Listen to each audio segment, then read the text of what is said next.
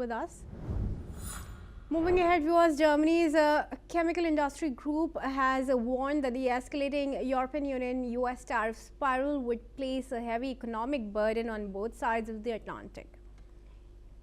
VCI, the group, stated that such a dispute could impact key industries including chemicals and pharmaceuticals. VCI also called on the European Union to consider measures under the European Union anti-coercion instruments to address the situation.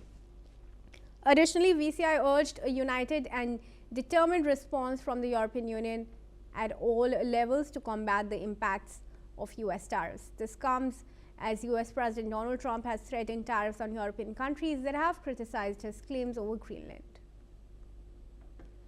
All right, I now invite Peter Cardillo, Chief Economist at the Spartan Capitals from New York, to join me in this discussion.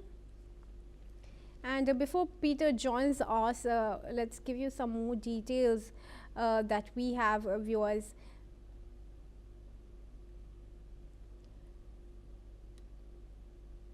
This group, the VCI, is stating that the dispute is going to impact industries including chemicals and pharmaceuticals quite heavily, and also called on the European Union to consider measures under the anti-coercion instruments, which French President Emmanuel Macron has already cited. Additionally, the group has also urged a united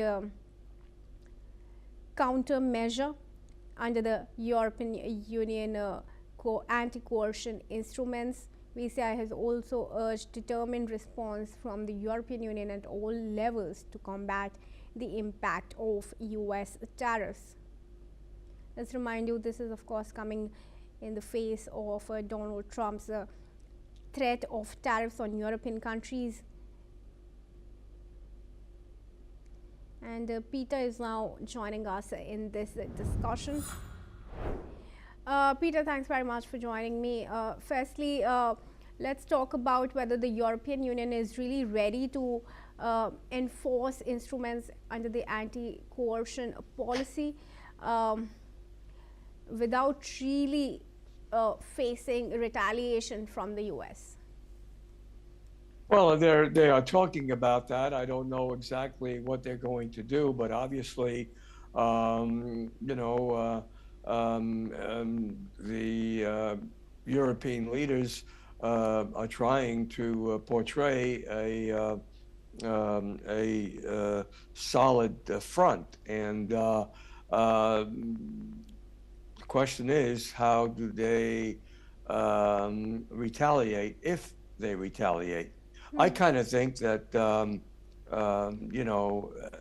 there'll probably be some room for diplomacy. Now, we know that President Trump is not one for diplomacy, but things change from minute to minute, and so there's a possibility that they can come up with some sort of a plan that might actually be pleasing to President Trump. So right now, obviously, it's an escalation of the trade war, and this simply means that if tariffs were to be imposed, that we would be looking at higher levels of inflation, and that certainly would not be pleasing to the markets.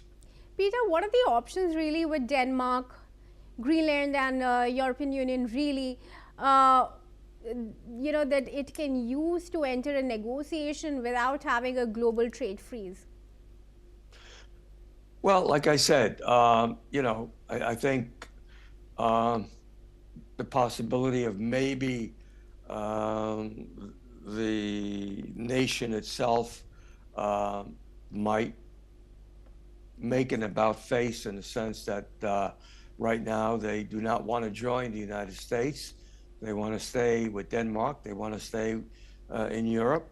And so there's a possibility that that the citizens of Denmark, the citizens of Greenland might make an about face. And if that were to happen, then I think, it would be a totally there would be a, it would be a different approach in having Greenland join the United States without a miscontent of its people. All right, sure, Peter. Thanks very much for joining me and helping us with your perspective. Moving ahead, viewers, the Syrian government has announced an immediate nationwide